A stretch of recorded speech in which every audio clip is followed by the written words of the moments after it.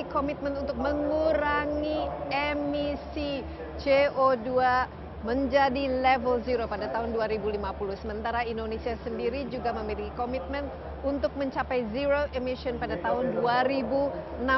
Nah, tentu untuk mencapai target ini, strategi yang paling penting dilakukan adalah menggunakan EV atau electric vehicle, di mana kendaraan bermotor yang sebagai produsen dari gas rumah kaca itu harus diubah menjadi berbasis listrik atau berbasis baterai. Nah, tentu hal ini harus dilakukan oleh industri otomotif.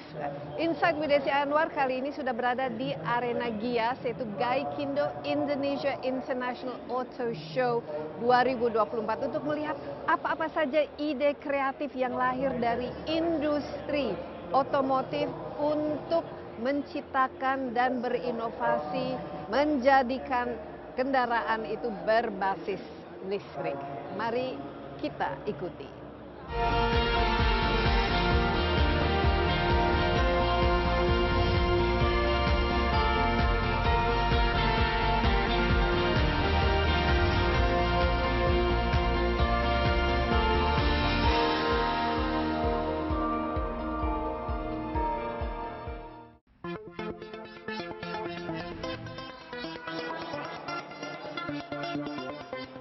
Varian kendaraan listrik kini semakin banyak.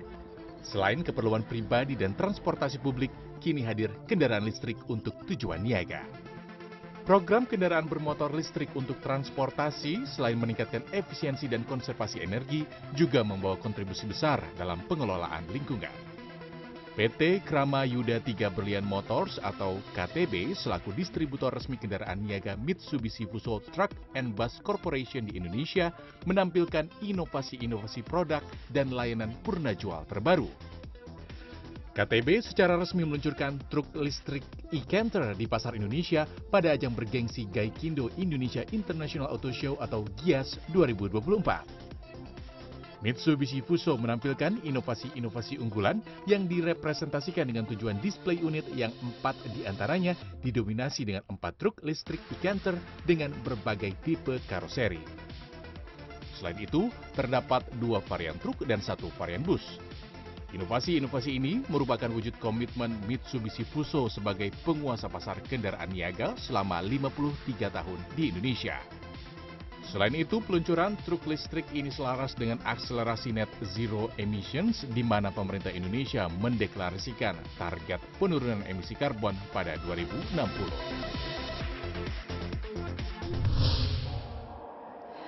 Ya, untuk lebih mengenal inovasi-inovasi apa saja yang dilakukan oleh industri otomotif khususnya untuk kendaraan bermotor niaga, sudah ada di samping saya Pak Aji Jaya selaku Sales and Marketing Director dari PT Krama Yuda 3 Berlian Motors, ya, atau yang dikenal sebagai KTB, ya, 3 Berlian. Ini biasanya kalau kita 3 Berlian itu otomatis kita pikirnya Mitsubishi. Pak Aji, apa kabar? Baik, Mbak Desi, apa kabar? Iya, dan ini kita di booth yang kalau kita lihat ini Fuso. Mungkin kita juga di Indonesia sangat familiar ya, kalau Fuso ini dari kita kecil itu truk-truk. Ya. Fuso itu sudah ada berlalu lalang ya di jalanan kita.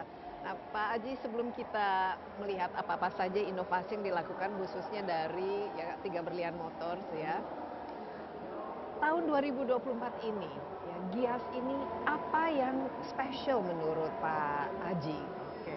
Jadi Mbak Desi, di booth kita, booth Mitsubishi Fuso kali ini tahun 2024, kami mengusung tema Leading Innovation. Jadi ada 3 aspek yang kita tonjolkan di booth kita ini. Pertama terkait dengan fasilitas pelayanan after sales. Ya, kami memiliki yang namanya bengkel siaga 24 jam. Kemudian kami memiliki kabin installasi repair yang ini ada satu-satunya. Yang pertama di Indonesia, kabin installasi repair ini.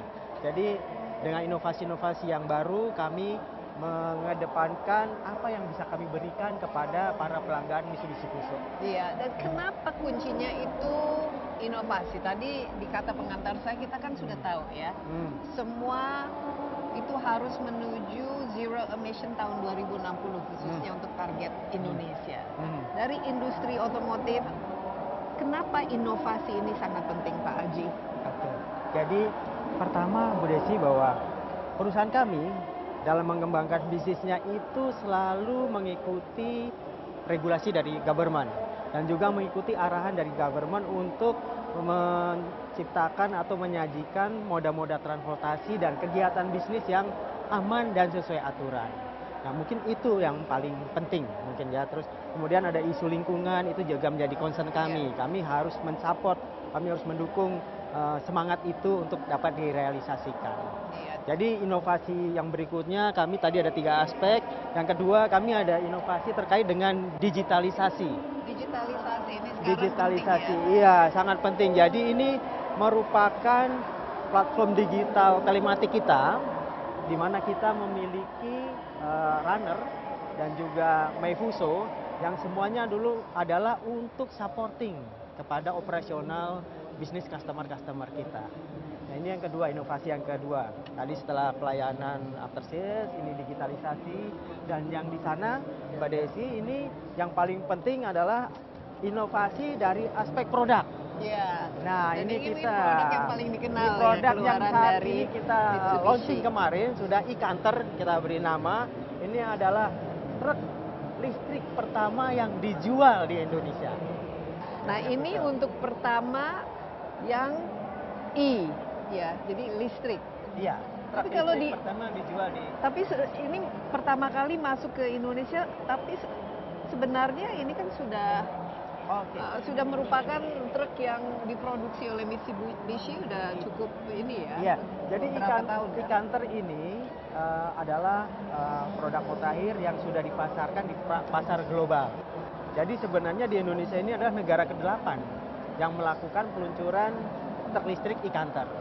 Sebelumnya ada 8 negara lain yang telah melakukan itu, dan mulai dijual di pasar global itu sejak 2017.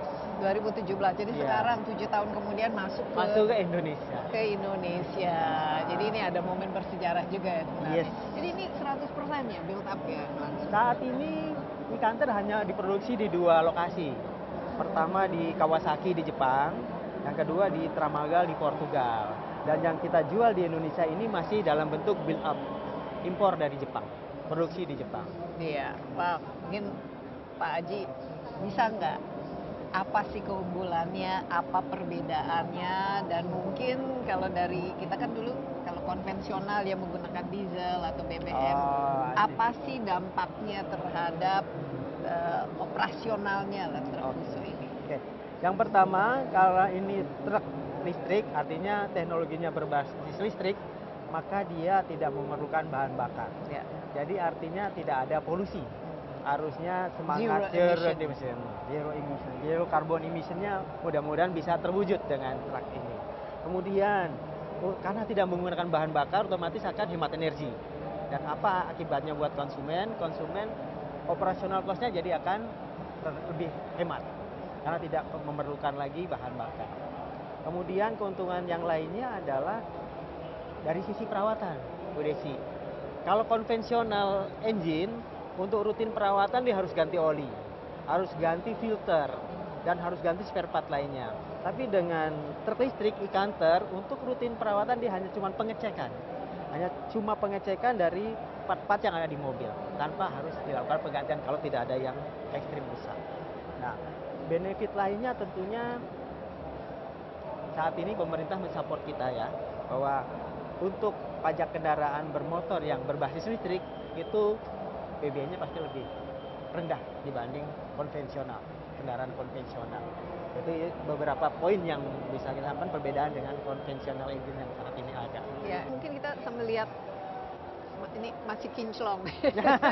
Masih baru. Tapi dari segi bentuk, desain, model itu nggak terlalu banyak berubah atau ada perubahan dari luarnya lah? Dari luarnya tentunya kalau kabinnya ini berbeda dengan yang konvensional, Bu. Ini lebih dengan model yang lebih futuristik. Kemudian untuk dimensinya juga kurang lebih sama dengan yang konvensional. Kemudian mengenai spesifikasi GBW juga itu hampir sama, seberat 6 ton. Panjang, dimensi lebar juga kurang lebih sama. Jadi kapasitas untuk mengangkutnya itu masih sama lah dengan yang sebelumnya atau bahkan lebih? Ya, jadi dengan GVW 6 ton, artinya dia mampu mengangkut 50% dari GV-nya, 3 ton kira-kira, Bu. Bisa mengangkut muatan dengan 3 ton, seberat 3 ton. Dan sangat cocok sebenarnya untuk perusahaan-perusahaan yang bergerak di bidang logistik. Cocok untuk mengangkut angkutan yang dengan volume yang maksimal. Kan misalnya banyak barang-barang tidak berat tapi dia volumenya besar. Nah, itu kira-kira targetnya ke sana. Nah, mungkin kalau ini kan sekarang kan ya makin banyak lah konsumen menggunakan atau memilih ya mobil listrik atau mobil kendaraan bermotor berbasis baterai. Tapi ini kan untuk niaga, berarti mungkin jarak tempuhnya juga lebih jauh. Nah, daya baterainya itu berapa lama tahannya rata-rata? Apalagi kalau misalnya antar kota atau antar provinsi. Jadi karena ini e-counter adalah tahap awal yang kita pasarkan, saat ini menggunakan baterai yang berkapasitas 83 kWh dengan kemampuan jarak tempuh 140 km. Jadi lumayan lah kalau dari... Ya, jadi target kita memang untuk perusahaan-perusahaan logistik yang operasionalnya di dalam kota. Untuk tahap awal kita targetnya itu. Hanya kita pastikan di wilayah Jabodetabek, yang banyak perusahaan logistik yang di Jakarta untuk mensupport operasional mereka. Nah untuk ini kan ini kita launching ya, ini pertama kali. Ada berapa unit Pak Aji yang untuk dipasarkan saat tahap pertama ini? Ya, kita kemarin sudah melakukan handover kepada konsumen pertama kita. Nah, beberapa kali saat pembukaan Gias kemarin kita sudah melakukan handover, ada satu customer kita yang telah membeli, dan sebagai tahap awal memang kita tidak terlalu besar memberikan target, minimal 10 unit kita 10 unit. Iya, sampai tahun 2024 nih, sampai Desember ya. Kalau dari segi harga bagaimana dibanding dengan Fuso konvensional? Nah, apakah kalau dari segi harga memang Mbak Desi kita sedang coba bagaimana kita menawarkan kepada para konsumen ini sesuatu yang baru. Jadi kita coba buatkan paket, kebutuhan mereka apa. Misalnya untuk ukuran baterainya mereka pilih yang apa, untuk rear body-nya mereka pilih yang seperti apa, untuk pembiayaan mereka pilih skema yang seperti apa. Itu tiap-tiap customer berbeda-beda. Jadi kita coba mengikuti kebutuhan mereka untuk bisa menawarkan sesuatu yang berbeda dan itu sangat valuable buat mereka. Iya. Ya. Kalau beda dari konvensional, mungkin konvensional kita jual dalam bentuk sasis, nanti dia mau buat rear body-nya apa, harganya sudah pasti.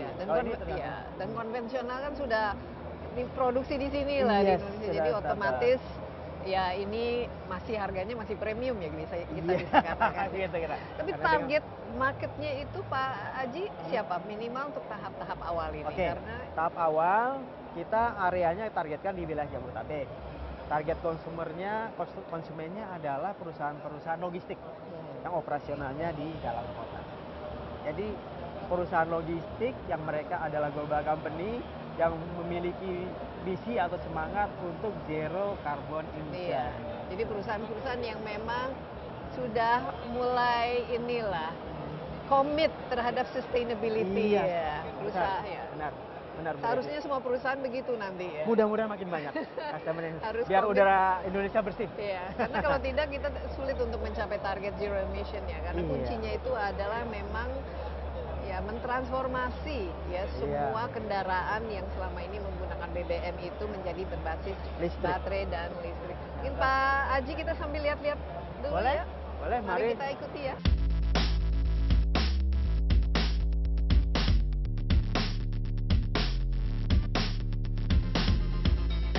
Pak Aji mungkin kita duduk sebentar ya. Boleh. Sambil kita membahas lebih lanjut. Jadi tetaplah bersama kami di Insight with Desi Anwar. Ini langsung dari Arena Gias tahun 2024. Inovasi tentu saja sangat kita butuhkan ya kalau menciptakan apalagi kendaraan bermotor yang ramah lingkungan. Yuk, mari kita ikuti.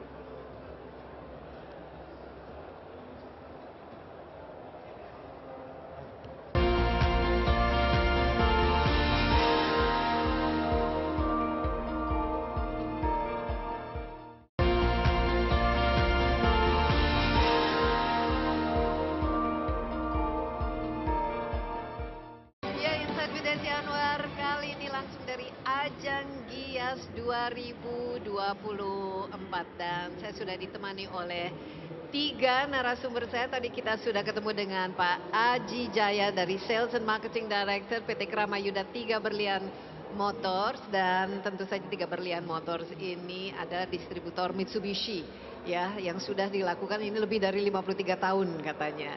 Dan salah satu dari inovasinya yang di launch atau diluncurkan pada ajang Gias 2024 ini adalah e-Canter, yaitu truk Fuso yang pertama kalinya masuk ke Indonesia yang berbasis listrik dan berbasis baterai. Dan tentu saja truk Fuso ini sendiri juga merupakan sesuatu yang tidak asing lagi di Indonesia, tapi kita harus melihat ke depan ya, dengan inovasi yang tentu saja ramah lingkungan. Dan sudah ada juga bersama saya Patia Jungjungan Monangdo. Patia, apa kabar? Baik. Ya, ini menarik sekali ya, exciting sekali. Begitu banyak jumlah ya dari kendaraan yang dipamerkan di sini, dan ini kelihatan juga meriah sekali ya. Ayo tepuk tangan. Bisa kedengeran ya. Karena cukup keras ini wadahnya. Patia, anggota tim kerja KBLBB Industri Alat Transportasi Darat dari Kementerian Perindustrian. Di samping Patia ada Rifta Yosi Nur Satyo Sujoko. Yosi, apa kabar? Ya, dari Kementerian Perhubungan, Ketua Tim Rancang Bangun Kendaraan Bermotor. Jadi di sini ada dua dari regulator dan tentu saja satu dari industri. Nah, kalau kita lihat ya teman-teman di sini ya, konteks ya kenapa penting ya kita fokus terhadap yang namanya inovasi, khususnya kendaraan nanti berbasis listrik dan baterai, karena kita punya target tahun 2060 Indonesia berjanji akan mencapai zero emission, berarti tidak ada lagi kendaraan yang polutif ya, atau menimbulkan polusi, dan tentu saja tidak lagi menggunakan BBM atau fossil fuels. Mungkin dari Anda, Patia, apa-apa saja ekosistem ya yang selama ini sudah diimplementasikan dari Kementerian Perindustrian khusus untuk kendaraan-kendaraan berbasis listrik dan baterai? Ya, baik. Untuk ekosistem sendiri seperti kita ketahui Mbak, ada industri perakitannya, ada industri komponennya, ada infrastrukturnya, kemudian ada recycle baterainya itu sendiri. Untuk Kementerian Perindustrian sendiri, kami ruang lingkupnya itu di industri, yaitu industri perakitan dan industri komponennya termasuk industri baterai. Jadi pertumbuhannya saat ini kita lihat industri perakitan ini sudah semakin baik ya, populasi kendaraan bermotor listrik sudah semakin meningkat dibandingkan dengan tahun di 2022 dan 2023. Kita harapkan ke depannya semakin meningkat.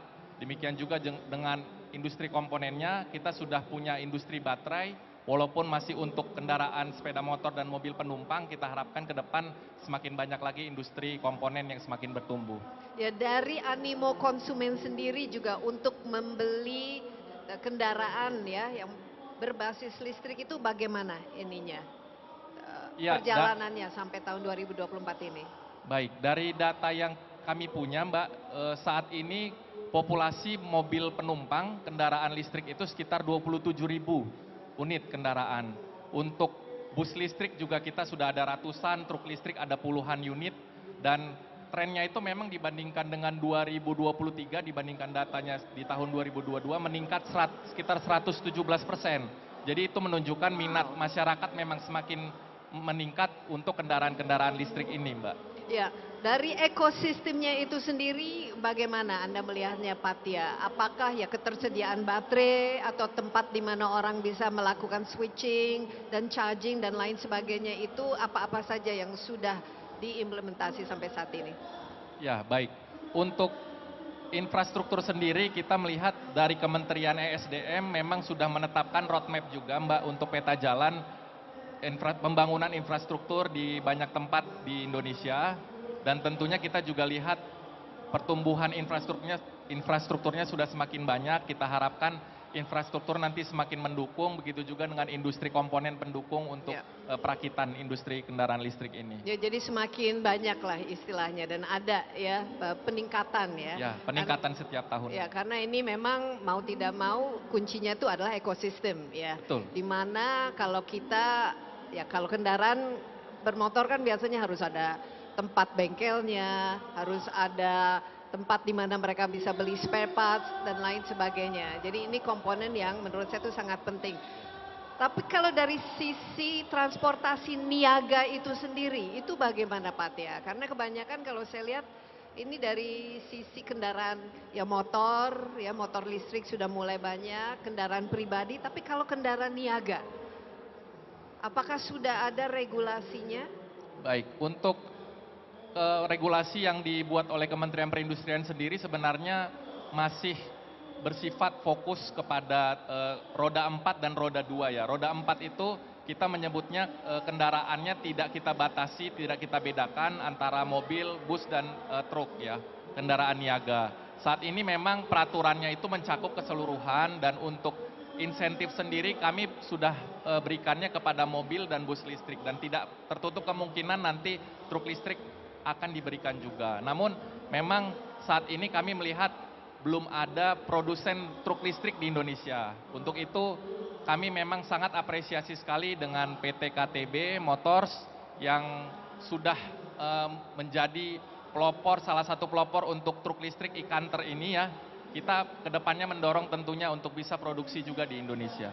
Iya, dan kita harapkan ya demikian ya, supaya tren ini bukan hanya istilahnya untuk sementara saja, tapi semua nanti mau tidak mau harus berbasis listrik maupun baterai ya, termasuk kendaraan niaga itu sendiri. Nah, Yosi ini dari Kementerian Perhubungan ya, ini kan kerjasama, ekosistem, kolaborasi ya, itu penting sekali. Kalau dari perhubungan itu sendiri bagaimana? Apa-apa saja selama ini dilakukan untuk mempermudah ya penggunaan dari kendaraan berbasis listrik? Iya, baik, terima kasih. Jadi kita ketahui bahwa kendaraan listrik ini mungkin 5 tahun ke belakang itu seperti keniscayaan di kita, Mbak. Jadi kita bisa lihat bagaimana percepatan perkembangannya, pertumbuhan sampai saat ini. Nah, kami sebagai pemerintah dalam hari ini Kementerian Perhubungan, salah satu tugas kami adalah menjamin keselamatan kendaraan ini ketika beroperasional di jalan. Nah, makanya kami mengebut beberapa regulasi terkait dengan kendaraan listrik. Jadi regulasi-regulasi yang selama ini belum mengadopsi terkait dengan kendaraan listrik, kita kebut semua. Dan alhamdulillah semuanya sudah terwujud beberapa regulasi kendaraan listrik. Itu yang akan menjadi acuan baik bagi produsen maupun importir untuk dapat mendatangkan kendaraan maupun memproduksi kendaraan yang aman digunakan untuk di negara Indonesia. Itu. Iya, contoh dari regulasinya maupun kemudahan yang diberikan khususnya pada yang mengimpor lah, yang kendaraan-kendaraan di sini karena masih rata-rata impor semua ya, karena teknologinya itu kalau di kita kan masih belum sampai ke sana lah. Ini apa-apa saja untuk memudahkan? Iya, beberapa regulasi yang sudah kita terbitkan salah satunya adalah PM 87 tahun 2020, itu terkait dengan pengujian tipe untuk kendaraan bermotor listrik. Nah, karena apa? Karena karakteristik kendaraan bermotor listrik ini adalah berbeda dengan kendaraan konvensional. Makanya itulah kita harus mengadopsi regulasi-regulasi internasional juga terkait dengan pengujian tipe kendaraan bermotor listrik. Dan kami saat ini sedang membangun suatu tempat pengujian, jadi kita namakan proyek Proving Ground dari Kementerian Perhubungan. Itu akan menjadi salah satu pengujian tipe kendaraan bisa dibilang terbesar di Asia Tenggara nantinya. Nah, itu yang kami laksanakan saat ini untuk mempercepat mengawal pertumbuhan kendaraan listrik. Itu di mana persisnya? Di Cibitung, di Bekasi, Cibitung Bekasi. Kita dalam proses tahap pembangunan, kita harapkan sesuai target bulan September ini insya Allah Pak Presiden juga akan mencanangkan, meresmikan Ya. proyek Pak program. Yos, ini kan penting kan infrastruktur ya. Kalau kita lihat ini kan kalau pada perhubungan apalagi kendaraan yang harus istilahnya itu jarak jauh ya yang ditempuh ini. Ini bagaimana untuk memastikan ya ini difasilitasi, apalagi ya dari segi mungkin chargingnya atau dari segi penyediaan baterai switchingnya atau ya yang semua berkaitan dengan keamanan dan juga kemudahan bagi kendaraan khususnya kendaraan niaga untuk beroperasi. Eh, kita ketahui bahwa program kendaraan listrik ini bukan program satu sektoral ya Mbak Desi ya. Kita akui bahwa kendaraan listrik adalah program multisektoral. Jadi niscaya program ini dapat berjalan dengan lancar tanpa kontribusi dari semua stakeholder. Kita ketahui bahwa kendaraan listrik ini ada batas capaian lah dari setiap pengisian.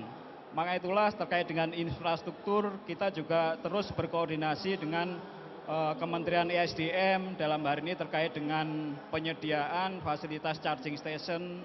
Terus kita juga terus mendorong kepada dunia bisnis untuk dapat membangun charging station di setiap spot sehingga memudahkan masyarakat ketika akan mengisi kendaraan bermotor listriknya, seperti itu. Oke, kalau dari target itu sendiri minimal sampai akhir tahun ini Pak Yosi berapa yang akan dibangun dan sudah sejauh mana infrastrukturnya? Kita kan negara kepulauan yang begitu luas, Sabang sampai Merauke, dan apalagi masalah logistik ya ini sangat sangat penting ya. Apa-apa saja targetnya untuk? Yeah. Terkait dengan target, memang saat ini kami fokus pada penyediaan angkutan massal atau angkutan umum. Jadi kita mempunyai target pemerintah ini di tahun 2030, 90% angkutan massal kita harus berbasis listrik, Mbak. Jadi kita ada beberapa kota percontohan seperti di Bandung, di Surabaya, di Denpasar juga kita ada program-program percontohan terkait dengan penguatan ekosistem dari kendaraan bermotor listrik ini. Oke, ini menarik sekali. Mungkin sebelum saya ke Pak Aji, satu lagi nih Pak Tia, dari segi target itu sendiri. Kan yang dibutuhkan harus ada ketersediaan baterainya, mau tidak mau ini kan tadi harus ada ekosistem dari hulu ke hilirnya. Nah, kira-kira bagaimana target-target yang perlu dipenuhi dari Kementerian Perindustrian khusus untuk itu? Ya, untuk target sendiri dari Kementerian Perindustrian melalui peta panduan atau roadmap-nya telah menargetkan di tahun 2030 itu 600.000 unit, Mbak. 600.000 unit diproduksi kendaraan roda 4 di Indonesia. Tentunya dalam mencapai ke sana seperti Pak Yosi tadi sampaikan, multisektor harus bekerja bersama-sama antar kementerian, dari Kementerian Perhubungan, Perindustrian, dan ESDM, dan kementerian lainnya tentu untuk mencapai target tersebut. Dan saat ini kalau kita lihat trennya kan memang setiap tahun semakin meningkat. Mudah-mudahan nanti di tahun 2030 kita bisa mencapai target tersebut. Iya, apalagi kalau roda 2 kan ya, itu bisa lebih cepat lagi ya. Karena tergantungan kita kepada roda 2 juga cukup tinggi. Kita akan coba berkoordinasi dengan dalam hari ini Dinas Perhubungan DKI terkait dengan dispensasi. Apakah bisa kendaraan-kendaraan listrik niaga ini bisa melintas di wilayah DKI pada saat jam-jam operasional yang untuk kendaraan konvensional tidak diizinkan.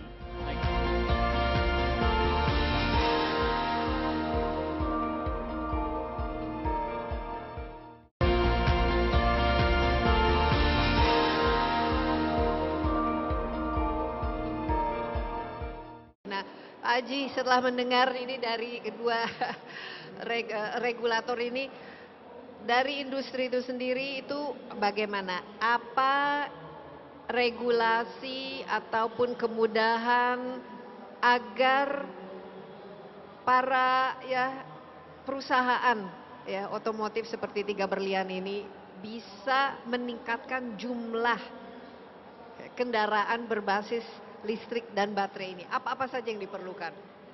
Baik, terima kasih. Jadi terima kasih tadi Pak Yosi, Bapak Tia menyampaikan apa-apa yang government support untuk kendaraan listrik ini.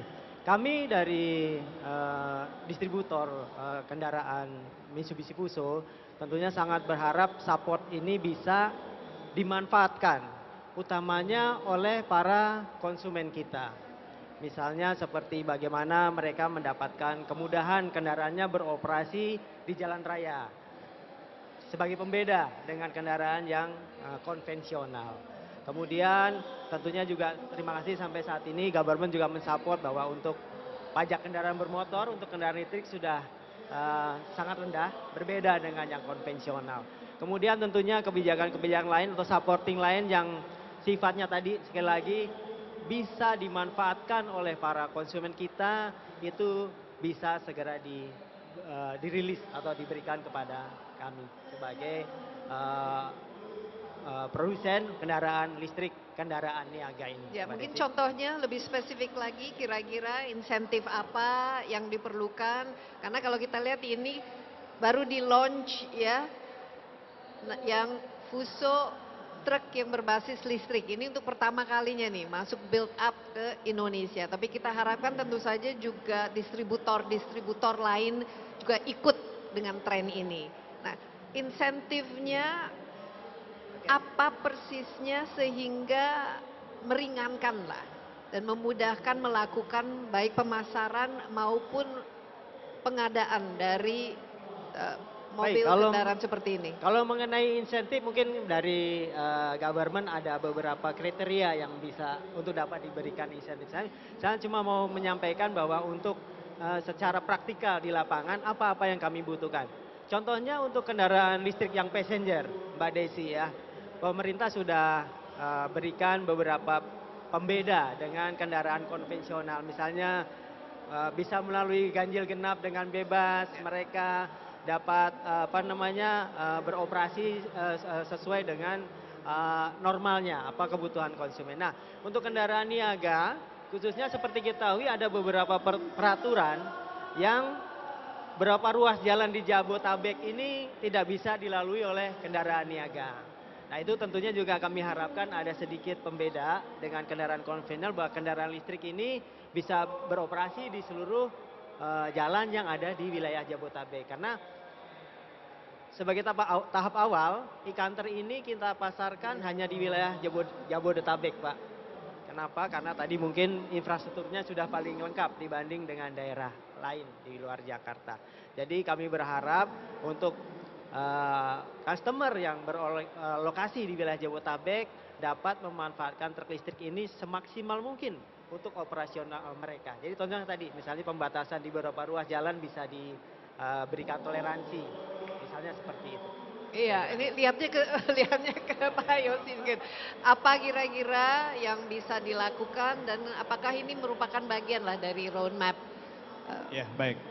Kalau kita bicara terkait dengan insentif, tentu kita bisa bicara insentif fiskal maupun non fiskal, ya Pak ya.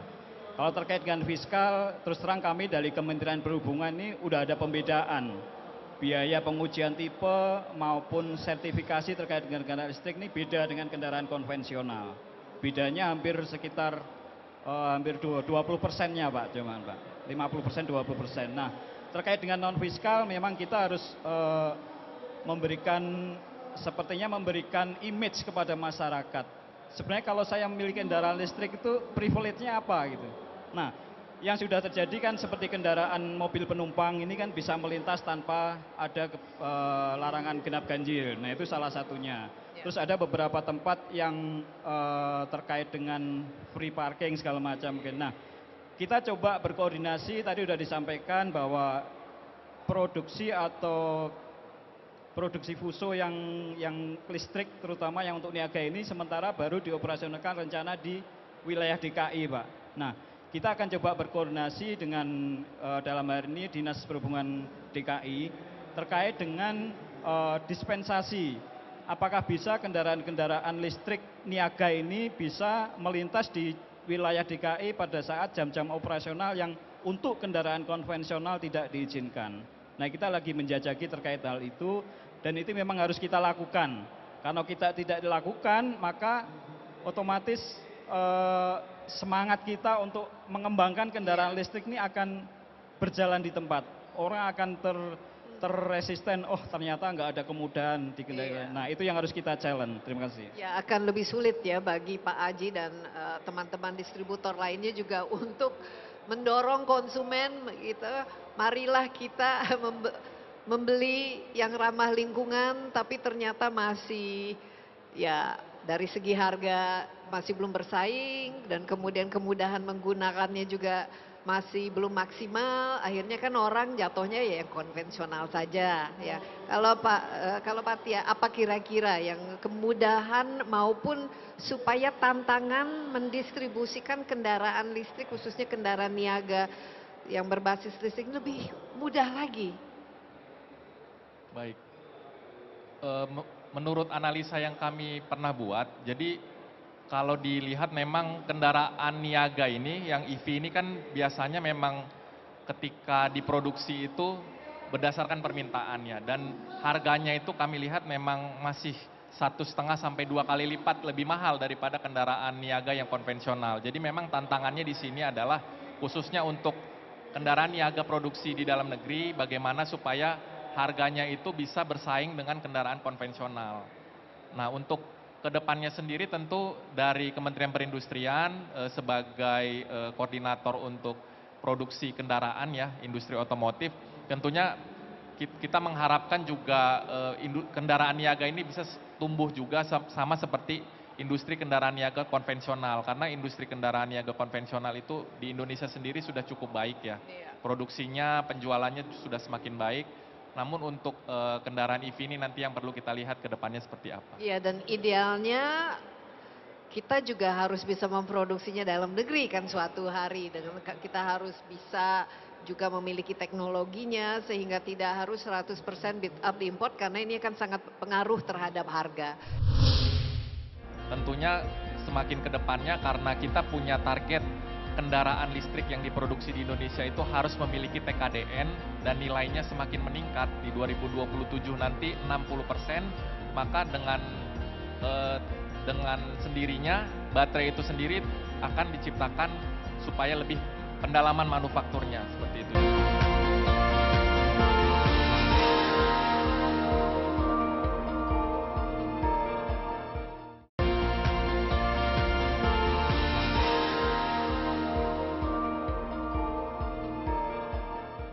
Kalau dari Anda sendiri Pak Aji, ini kan untuk pertama kali masuk ke Indonesia padahal sebenarnya Mitsubishi Fuso elektrik ini sudah 7 tahun ya beredar di negara-negara lain. Kenapa sekarang dan kira-kira ini mau dibawa kemana?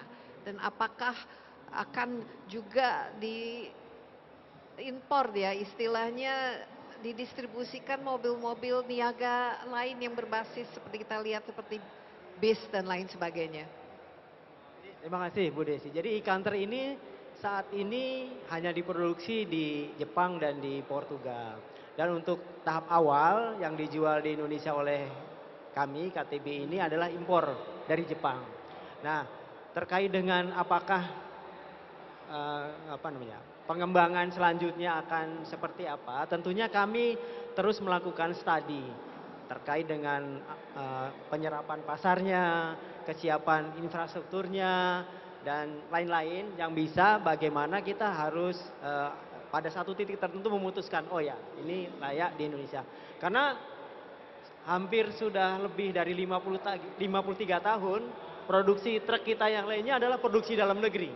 Semuanya kita produksi dalam negeri, hanya yang listrik saja yang masih diimpor secara CBU.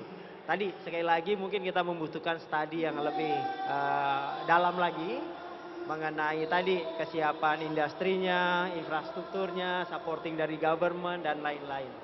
Kita harus pelajari itu terlebih dulu, Mbak Desi. Semangatnya pasti bagaimana kita dapat berkontribusi pada pembangunan di Indonesia. Seperti yang kendaraan konvensional tadi, selama 53 tahun kita sudah produksi di Indonesia, di dalam negeri, dan otomatis kontribusi kepada pembangunan Indonesia sudah bisa kami banggakan lah kira-kira seperti itu. Iya, tapi Pak Aji, ini kan mau tidak mau harus ada konsumennya lah. Kalau tidak ini kan hanya seperti showroom saja kan istilahnya, kan diharapkan supaya konsumennya kan juga tertarik ya. Nah selama ini bagaimana melihat dari target ya marketnya itu yang akan tertarik pada produk berbasis listrik ini, tapi ya dalam bentuk kendaraan niaga itu.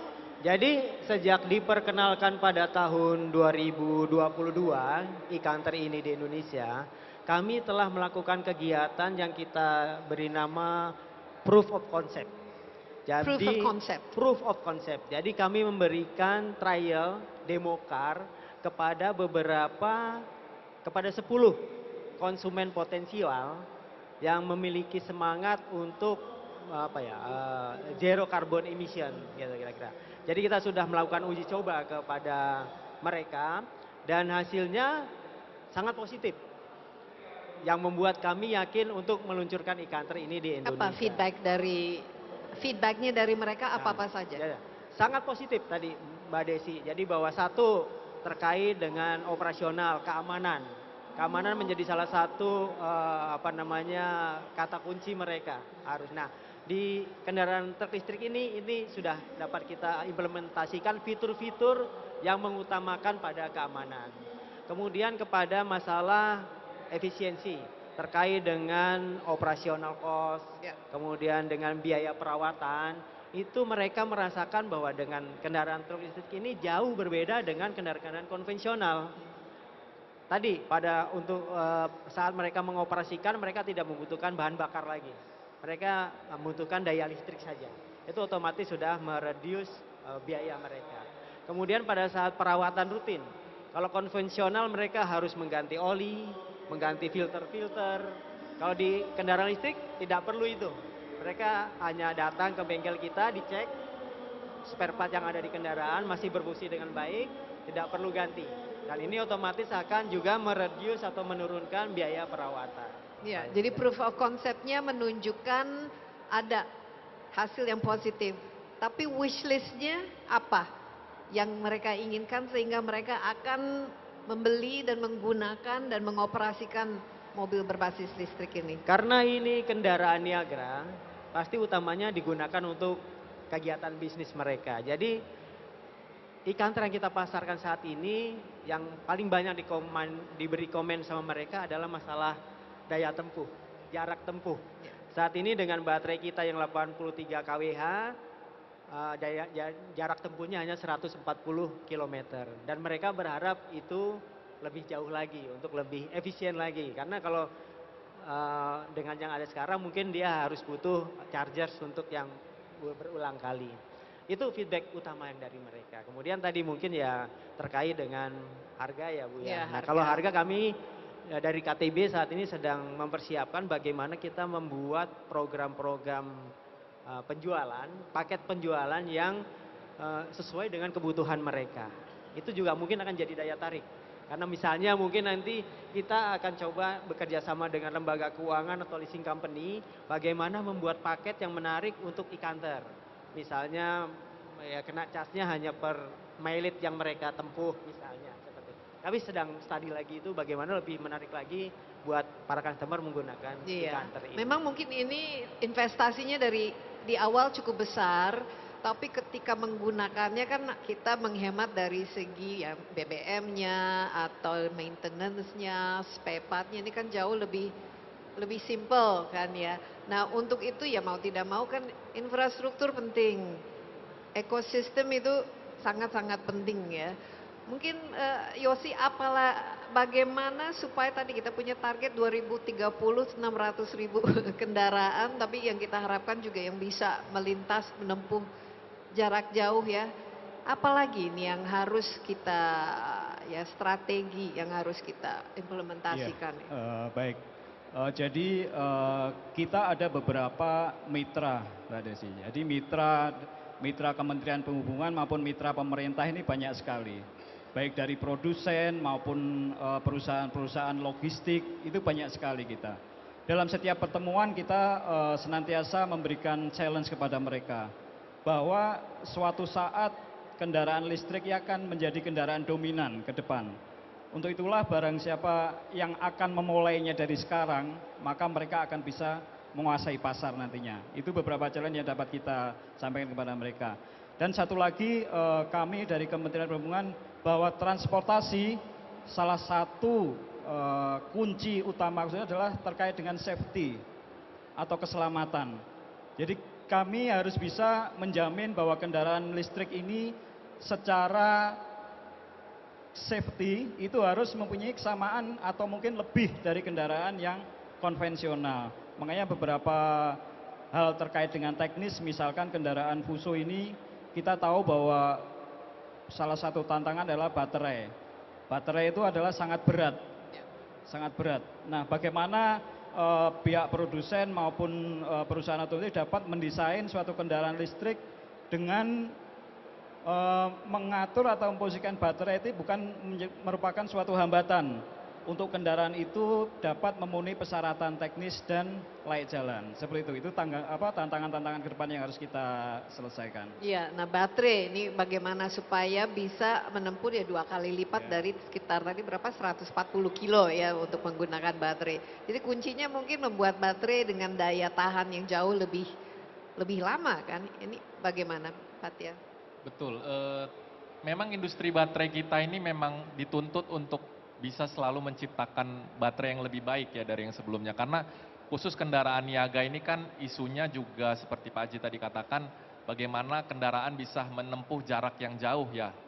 Jadi kapasitas baterai, daya baterai, density baterai itu memegang peranan penting. Jadi tentunya kami mendorong teknologi ini dari industri untuk bisa semakin baik lagi baterainya, diproduksi dan diciptakan baterai bisa semakin baik. Dan juga tidak hanya diterapkan karena saat ini kan masih di kendaraan penumpang ya, kendaraan mobil penumpang, bisa diterapkan di kendaraan niaga seperti truk. Seperti itu. Industri baterai kita itu sendiri bagaimana profilnya saat ini Pak Tia? Dan apakah ada target-target untuk meningkatkan baik dari volume baterai yang dihasilkan maupun pemain-pemain dari industri ini sendiri? Baik, secara umum industri baterai kita di Indonesia ini masih pengepakan baterai ya. Jadi pengepakan baterai untuk digunakan di kendaraan. Tentunya semakin ke depannya karena kita punya target kendaraan listrik yang diproduksi di Indonesia itu harus memiliki TKDN dan nilainya semakin meningkat di 2027 nanti 60%, maka dengan sendirinya baterai itu sendiri akan diciptakan supaya lebih pendalaman manufakturnya seperti itu. Jadi supaya bisa mendukung kendaraannya itu sendiri mencapai TKDN yang tinggi. Jadi kalau untuk target baterainya sendiri memang belum ada target khusus harus produksi berapa karena itu kami serahkan ke pasar, tergantung dengan jumlah permintaannya, produksinya kendaraan, maka dengan sendirinya volume baterai akan meningkat juga. Tapi yang jelas industri ini harus merupakan industri unggulan kita kan. Kita misalnya memiliki smelter, nikel, yang untuk kita harusnya kan jadi hub dari komponen baterai itu sendiri ya di Indonesia. Nah saya rasa ya kuncinya memang itu dari kebutuhan ekosistem itu harus terpenuhi ya. Kapan kira-kira diharapkan Indonesia sendiri bisa memproduksi paling tidak ada TKDN-nya ya lebih tinggi daripada yang sekarang ini kan 100% masih CBU ya. Apakah ada strategi untuk kita sendiri memproduksi khususnya untuk yang kendaraan niaga? Ya, saat ini karena Indonesia masih dalam tahap awal untuk kendaraan listrik ini sendiri, jadi memang pemerintah masih fokus untuk market creation-nya terlebih dahulu ya Mbak. Jadi ketika demand-nya sudah semakin banyak, nanti dengan sendirinya volume produksinya sendiri nanti akan meningkat. Jadi ketika meningkat, mereka pasti akan menggunakan komponen-komponen dalam negeri karena itu harganya bisa lebih ekonomis. Dengan meningkatnya volume kendaraan, nanti volume permintaan produksi komponen termasuk baterai nanti akan semakin meningkat. Mudah-mudahan dengan hadirnya e-Counter ini, akselerasi kepada minat e-Counter ini di masyarakat Indonesia, di pengusaha Indonesia makin tinggi, makin cepat, sehingga kami bisa berkontribusi untuk membuat udara Indonesia lebih bersih lagi.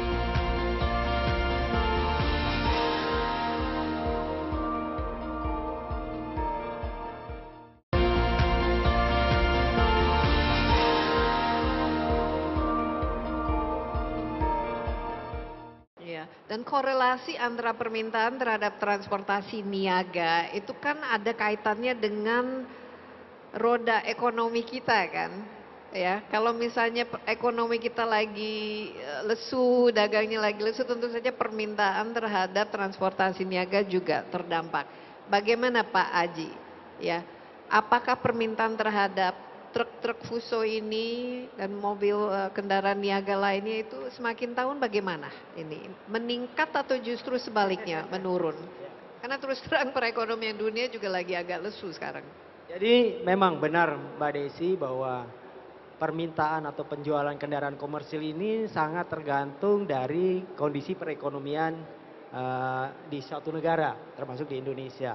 Jadi kalau kami di praktisi itu mengkategorikan bahwa ada beberapa sektor bisnis yang berkontribusi langsung kepada permintaan kendaraan niaga. Misalnya ada mining sektor, plantation sektor, manufaktur, logistik, kemudian juga konstruksi ya. Dan setiap tahunnya selalu berfluktuasi itu. Ada beberapa sektor yang sedang bagus, ada beberapa sektor yang juga sedang mengalami situasi yang sulit. Nah tahun ini 2024 khusus untuk kendaraan niaga beberapa sektor kontribusinya tidak seperti yang kami harapkan. Itu ada mining, kemudian juga plantation.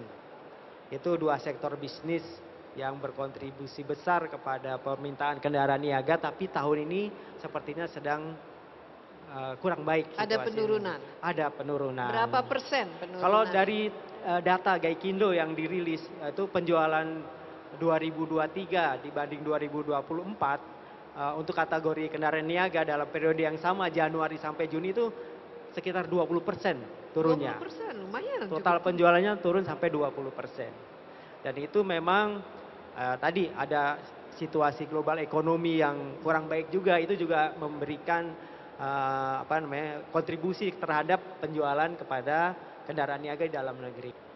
Ini mengkhawatirkan dari segi bisnis. Apa dampaknya Pak Aji terhadap ini, karena ya kita berharap ya kan industri juga selain memproduksi tapi kan menciptakan lapangan kerja, ya kan berkontribusi terhadap pajak ya, dan lain sebagainya. Ya, seperti kita tahu memang industri otomotif ini sebenarnya menjadi salah satu kontributor tadi ya, untuk penghasilan negara, untuk penyerapan tenaga kerja, dan tentunya kami berharap situasi di 2024 ini nggak terus berlanjut.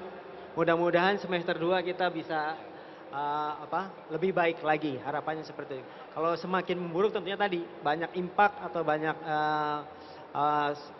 negatif impact yang akan kita rasakan di kemudian hari. Jadi harapannya situasi ini akan membaik di waktu-waktu berikutnya, terutama di semester 2 tahun 2024 ini. Ini ada aspirasi lah dari karena ya saya lihat kuncinya itu kita kan dalam masa tantangan kan ya, berarti ya pemerintah juga idealnya membantu, meringankan, memberikan fasilitasi dan menciptakan iklim usaha yang jauh lebih bisa lah membantu. Mungkin karena kita waktunya sudah hampir habis, singkat saja kira-kira apa-apa saja khusus dari Kementerian Perindustrian dan kemudian dari Perhubungan yang bisa dilakukan untuk meringankan dan membuat roda perekonomian kita juga bisa lebih inilah olinya terasa ya, memberikan oli kepada roda perekonomian. Apa kira-kira Pak Fathia? Ya mungkin seperti yang tadi Pak Haji sudah jelaskan ya, memang tren kita sedikit menurun ya dibandingkan dengan tahun lalu. Namun kalau berdasarkan data dari Gaikindo juga trennya di bulan Mei, Juni dan Juli dibandingkan dengan Januari sampai April itu memang sudah meningkat. Jadi kita harapkan di semester kedua nanti bisa semakin meningkat, apalagi dengan adanya event seperti GIAS ini, kami meyakini bersama dengan Gaikindo juga meyakini bahwa ini akan menjadi salah satu momennya untuk masyarakat bisa pulih lagi untuk penjualan kendaraan bermotor dan industri otomotif. Tentu kami dari pemerintah, Kementerian Perindustrian selalu support dengan pelaku usaha khususnya industri otomotif supaya mereka bisa untuk lebih memproduksi banyak kendaraan lagi khususnya kendaraan listrik, karena sesuai dengan komitmen kita untuk mengurangi emisi karbonnya di tahun 2030 arahnya ke sana. Iya. Yosi? Ya baik. kita ketahui dari beberapa hasil survei memang di negara ini biaya logistik itu termasuk biaya yang terbesar, khususnya mungkin di Asia Tenggara. Nah, kita harapkan dengan perkembangan kendaraan listrik yang secara teknis dia akan lebih mengefisiensikan biaya operasional, itu merupakan salah satu achieve kita, merupakan salah satu upaya kita agar biaya logistik di negara kita dapat lebih turun. Sehingga terus terang manfaatnya akan lebih dirasakan oleh masyarakat maupun rakyat Indonesia. Di mana biaya harga-harga ekonominya juga bisa lebih rendah. Kita harapkan seperti itu. Makanya dengan itu pesan dari kami, kalau tidak mulai dari kita, siapa lagi? Kalau tidak sekarang, kapan lagi? Itu aja. Terima kasih. Iya, Aji mungkin ada kata-kata terakhir wishlist yang masih perlu diungkapkan dan Terima kasih. Ya, mungkin saya sampaikan di sini bahwa perusahaan kami dalam pengembangan bisnisnya selalu mengikuti regulasi dan arahan dari pemerintah. Bagaimana kita mencoba berkontribusi kepada pembangunan di Indonesia, dan mudah-mudahan dengan hadirnya e-Country ini akselerasi kepada minat e-Country ini di masyarakat Indonesia, di pengusaha Indonesia makin tinggi, makin cepat, sehingga kami bisa berkontribusi untuk membuat udara Indonesia lebih bersih lagi. iya, dan kita juga kalau dari konsumen ingin variasi ya dari kendaraan-kendaraan berbasis listrik juga semakin banyak, dengan harganya juga semakin terjangkau, dan juga dari aspek keamanan dan lain sebagainya juga betul-betul terasa, karena ini masalah mencapai ya zero emission tahun 2060 ini bukan hanya tergantung kepada pemerintah maupun pada industri, tapi kita semua harus ya berupaya untuk mengubah pola hidup kita itu menjadi jauh lebih ramah lingkungan ya. Sekali lagi terima kasih banyak ya Pak Aji, Pak Patia, terima kasih banyak, dan juga Pak Yosi atas insight-nya ya, dan kita harapkan juga ya perekonomian kita semakin lama juga semakin membaik ya. Demikian Insight with Desi Anwar kali ini. Terima kasih juga atas perhatian Anda. Jangan lupa Anda dapat menyaksikan acara ini di cnnindonesia.com dan di YouTube CNN Indonesia Insight with Desi Anwar. Sampai jumpa, stay safe, bye bye.